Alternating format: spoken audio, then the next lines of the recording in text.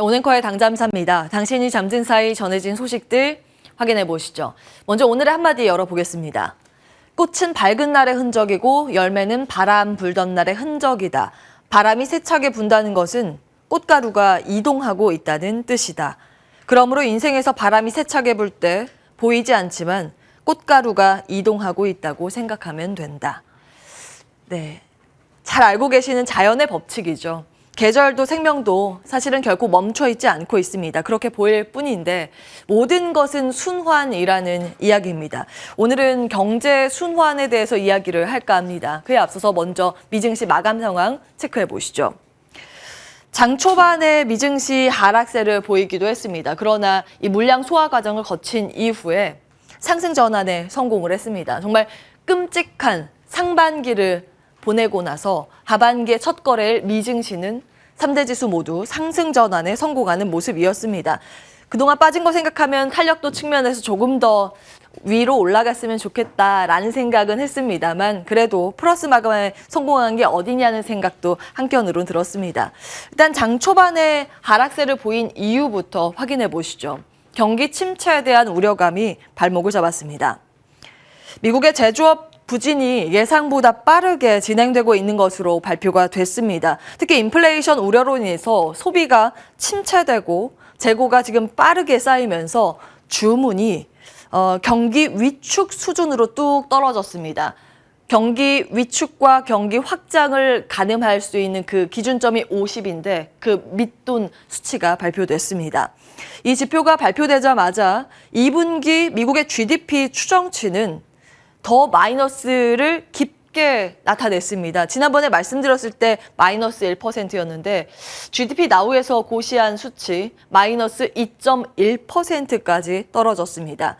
이 수치대로라면 두 개 분기 연속 마이너스 성장률, 즉 경기 침체 국면에 이미 미국은 진입한 것이죠.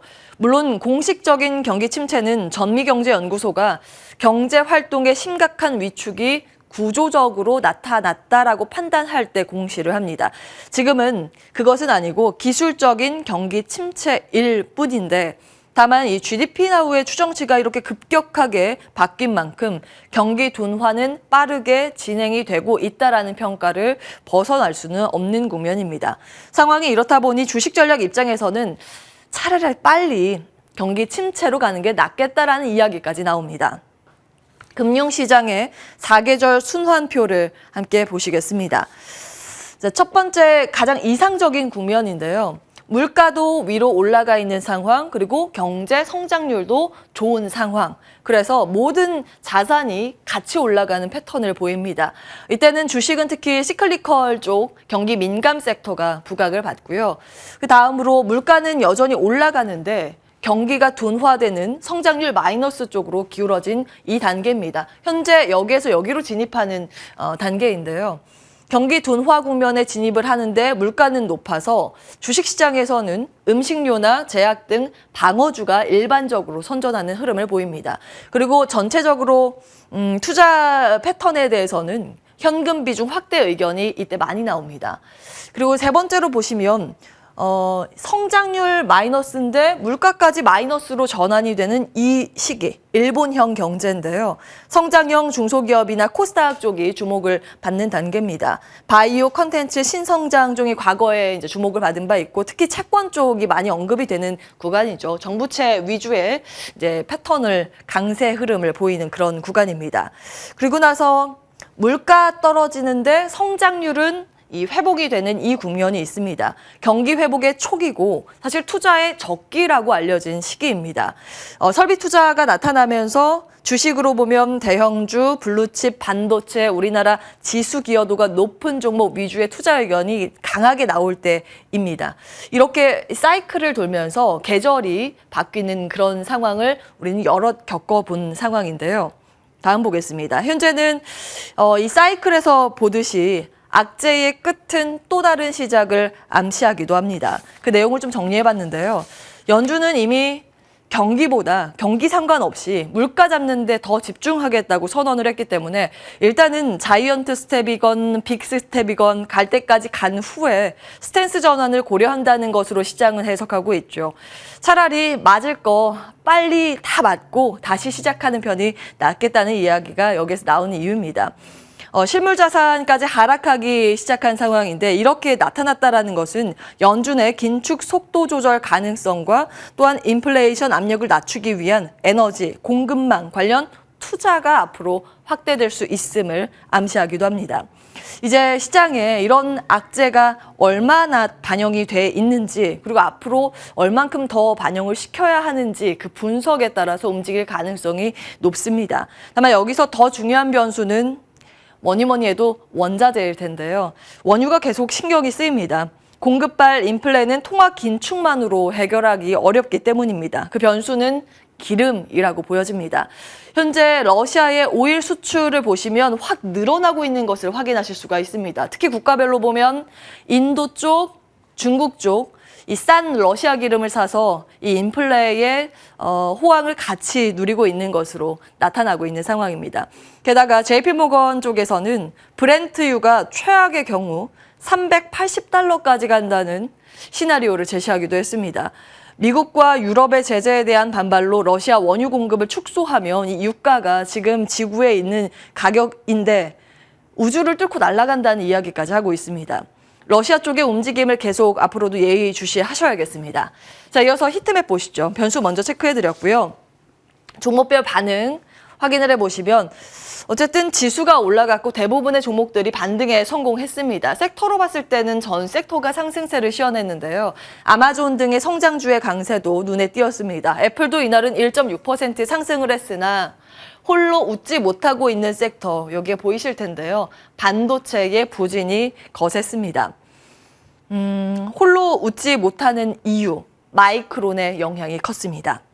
필라델피아 반도체 지수도 지속적으로 연 저점을 뚫고 내려가는 상황이라서 우리 시장에도 지금 부담이 되고 있습니다.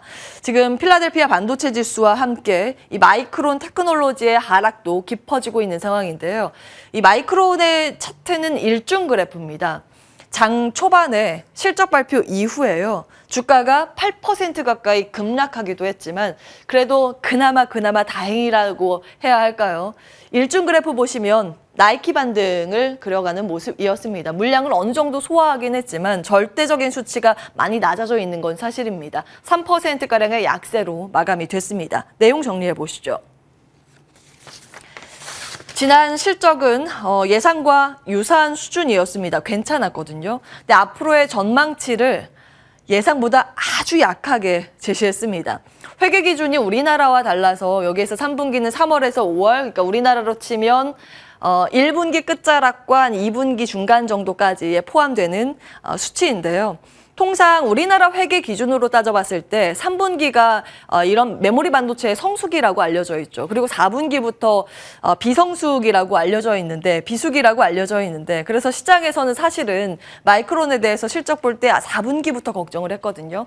그런데 벌써 이 가이던스 보면 우리나라 3분기부터 안 좋아질 가능성이 있다라는 겁니다. CEO는 수요가 최근에 약해졌다고 언급하기도 했습니다. 당장 내년에 투자 줄이겠다고 발표를 했고요. 공장 가동률도 줄이고 안 팔리고 남으면 무리하게 팔지 않고 그보다 그냥 내년에 팔겠다고 이야기를 했습니다. 굉장히 대응은 빠르다는 평가는 있습니다. 다만 실적 앞으로 마이크론도 안 좋아질 텐데 과연 반도체 괜찮을까라는 의문부호가 달리기 시작했습니다.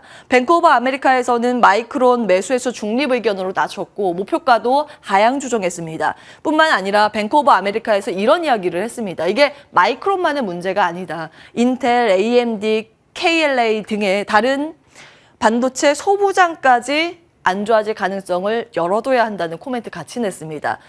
이 IB 쪽에서 계속해서 이제 마이크론의 눈높이를 낮추고 있다는 점을 확인하실 수 있습니다. 이 반도체 우려가 국가 추종 ETF에도 반영이 됐습니다. 반도체 지수 기여도가 높은 대만과 우리나라가 보시면 참 유독 약하다는 것을 확인하실 수가 있습니다. 특히 이제 TSMC의 영향 때문인데 타이완의 지수 추종 이 하락률이요 2.66%로 전일을 마쳤습니다. 그나마 다행이라면 다행이랄까요? 이제 그 전날에 우리나라 어느 정도 악재를 반영시켰기 때문에 선물 지수는 0.4%가량 상승세를 시현하기는 했습니다. 과연 이제 마이크론의 악재를 어느 정도까지 우리나라가 미리 반영을 시킨 걸까요? 오늘 삼성전자와 SK 하이닉스의 방향성 무척이나 궁금해집니다. 오늘 밤은 독립기념일로 또 미증시 휴장이거든요. 그래서 오늘 장중 내내 철저하게 수급 논리에 의해서 움직일 가능성 염두에 두셔야겠고요. 특히 아시아 증시, 이 대만 증시의 흐름에 연동될 가능성이 있습니다. 중화권 증시 개장 이후에 우리나라 흐름도 함께 살펴보시기 바랍니다. 자, 독립기념일 연휴를 맞아서 지난 주말 사이에 미국에서는요, 많은 미국인이 여행을 떠난 것으로 집계됐습니다. 비행기 이용객이 코로나19 유행이 시작된 이후에 최고치를 기록했다고 전해지고 있습니다. 항공사 인력 부족 등의 문제로 지금 비행편이 이 수요를 따라가지 못하는 상황까지 나왔다고 전해지는데요. 경기 우려가 고조되는 이 와중에도 여행 수요가 폭발하고 있다는 신호는 계속 잡히고 있습니다. 항공사의 반응이 뜨거웠고요. 여행, 렌트카, 호텔, 숙박까지 일제히 상승세를 전거래일에 시연을 했습니다. 다음 보겠습니다. 자, 우리나라에선 진정한 리오프닝이 무엇인가는 지속적으로 저희도 고민을 해볼 거고요. 마지막 소식은 또 긍정적인 내용이 있어서 준비를 해봤습니다. 최근 우리 시장이 험난한 여정을 좀 보이고 있어서인지 금융위원회에서 최근 시장 불안을 진정시키기 위한 내용을 발표했습니다. 자, 첫 번째 보시면 신용융자 담보 비율 유지 의무 140% 이상을 7월 4일부터 약 3개월간 면제한다고 공시를 했습니다. 오늘부터 바로 적용이고요. 7월 7일부터 3개월 동안은 기업들의 일간 자사주 매입 수량 제한을 완화하기로 했습니다. 아무래도 인플레이션이나 경기 침체 불안, 전방 수요 둔화 이런 매크로적인 상황은 우리가 잡기가 어려운 상황이다 보니까 아무래도 이제 수급적인 요인을 진정시킬 수 있을 만한 부분을 정부에서도 계속 고민을 하는 모양새입니다. 어느 정도 실효성이 있기를 기대를 하겠습니다. 온앵커의 당잠사였습니다.